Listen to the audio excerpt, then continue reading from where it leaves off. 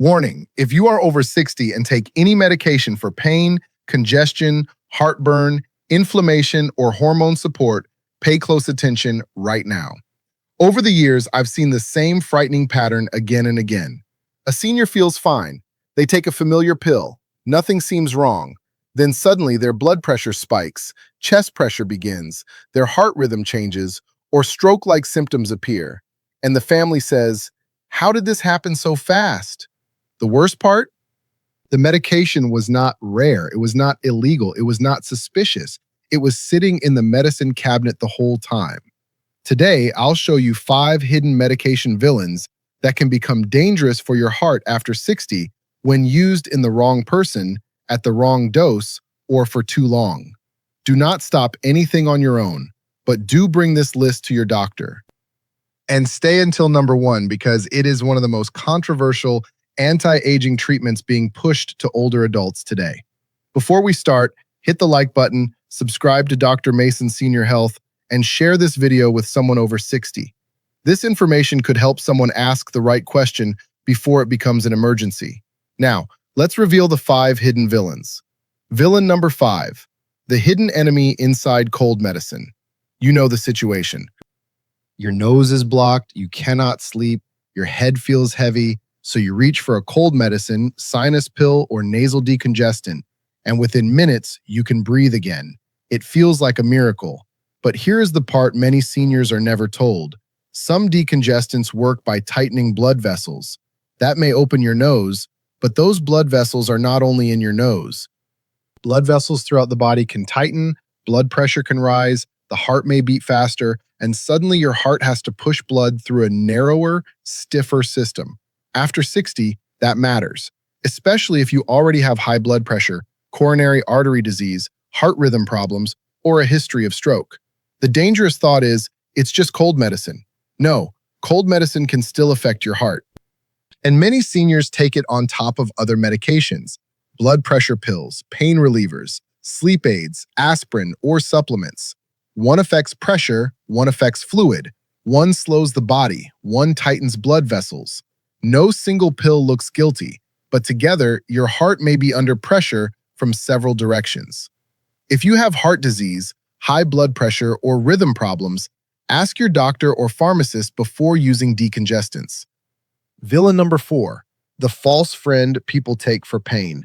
These are NSAID pain relievers, including ibuprofen, naproxen, diclofenac, and similar anti-inflammatory drugs. This is one of the easiest traps after 60 because the benefit is obvious. Your knee hurts, your back aches, your joints are swollen. You take the pill and the pain fades.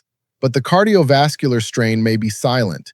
NSAIDs can affect blood pressure, kidney function, fluid balance, and blood vessel function. They may cause the body to hold on to sodium and water. More fluid means more pressure. More pressure means the heart has to work harder. And here's what makes it frightening. You may not feel it. You may not feel your blood pressure rising. You may not feel your kidneys under stress. You may not feel the extra workload on your heart. The pain disappears so you think the pill is helping, but in the background, your heart may be paying the price. This does not mean NSAIDs are always bad, but daily or frequent use after 60 should never be casual, especially if you have high blood pressure, kidney disease, heart disease, diabetes, or a previous stroke. Ask your doctor, is this still safe for me? How often can I take it? Is there a safer option for my pain? Villain number 3, the stomach protector almost nobody reviews. These are proton pump inhibitors, also called PPIs. Common examples include omeprazole, pantoprazole, esomeprazole, and similar acid-reducing medications. Many seniors take them every morning for heartburn, for reflux, for stomach protection, or simply because they started years ago and nobody ever asked again. And yes, these medications can be very useful, but the danger is blind, endless use. Stomach acid is not just there to bother you. It helps your body absorb nutrients your heart and nerves depend on. Magnesium, calcium, vitamin B12. Magnesium helps support normal heart rhythm. Vitamin B12 supports nerves and blood vessels. Calcium balance affects muscles, vessels, and heart function. So while the stomach feels calmer, the body may slowly lose things the heart needs to stay stable. The warning signs may whisper instead of scream: fatigue, weakness, muscle cramps, tingling, dizziness, brain fog, low energy, irregular heartbeat.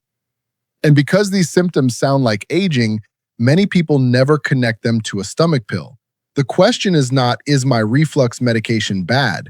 The real question is, do I still need it every day at this dose at this age?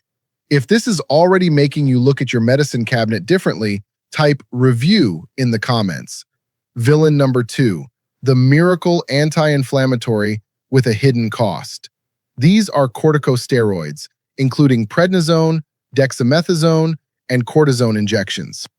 Many people know them as miracle medications. A swollen joint improves, a painful shoulder calms down, a bad flare disappears, breathing opens up. And sometimes steroids are absolutely necessary. But after 60, repeated or prolonged steroid use can place serious stress on the cardiovascular system. They can raise blood pressure, they can raise blood sugar, they can affect cholesterol, they can cause fluid retention, and in some people, they may increase clotting risk. That is why this category deserves respect. The danger is that people remember the relief and forget the cost. A steroid shot may feel like just one injection. A short course may feel harmless. But if these treatments become frequent, repeated, or prolonged, the heart and blood vessels can be affected. This does not mean steroids are bad. It means they are powerful, and powerful medications need a reason, a dose, a duration, and a plan. So if you receive steroid pills or injections often, ask your doctor, how often is safe for me? What are we monitoring? Could this affect my blood pressure, sugar, cholesterol, or clot risk? Villain number 1, the anti-aging treatment that can turn risky after 60. This is the most controversial one: testosterone and hormone boosters. It is everywhere now. Men over 50 are being told they need testosterone to feel young again. More energy, more muscle, more drive, better mood, better performance. Some clinics make it sound like a fountain of youth, but testosterone is not a vitamin. It is a hormone treatment, and if it is used in the wrong person at the wrong dose, without proper testing and monitoring, it can create real risk. Testosterone can increase red blood cell levels in some people, making the blood thicker. It may raise blood pressure, it may worsen sleep apnea, and it may interact with existing heart disease or clotting risk. This is where seniors can get into trouble. They may not have true medically confirmed deficiency. They may not get proper baseline testing. Their blood counts may not be monitored. Their blood pressure may not be watched. Their sleep apnea may never be checked. They feel stronger on the outside, but inside, the body may be under strain. That is the trap. The outside feels younger, but the heart may be paying the bill. Now, testosterone may be appropriate for carefully selected men with confirmed deficiency under medical supervision, but that is not the same thing as casual anti-aging use from a clinic promising youth in a syringe. The question is not, is testosterone good or bad? The question is, do I truly need it, and am I being monitored properly? If you are using testosterone injections, gels, pellets, hormone chips, or boosters, ask your doctor, was my deficiency clearly proven? Are we checking my blood count, blood pressure, prostate risk, sleep apnea, and cardiovascular history? That conversation matters. Now let's recap the 5 hidden villains: decongestants, NSAID pain relievers, proton pump inhibitors, corticosteroids, testosterone or hormone boosters used without proper indication or monitoring. The real risk after 60 is not always the medication itself. It is taking it the same way while your body is no longer the same. What was reasonable at 50 may need review at 70. What was safe occasionally may not be safe daily.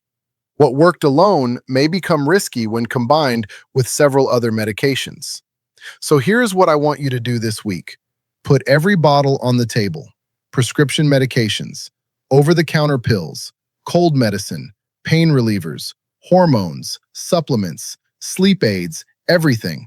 Then ask your doctor or pharmacist one question. Do I still need this? And is there something safer for my heart? That single question can change everything. Before you go, leave one simple word in the comments. If you want me to make a follow-up video about what actually helps protect the heart after 60, type heart. Just type heart below. If this video helped you, share it with someone over 60. The person who needs this warning may never search for it on their own. I'm Dr. Mason. Protect your heart. Review the pill list, and never assume that what worked years ago is still the safest choice today. I'll see you in the next video.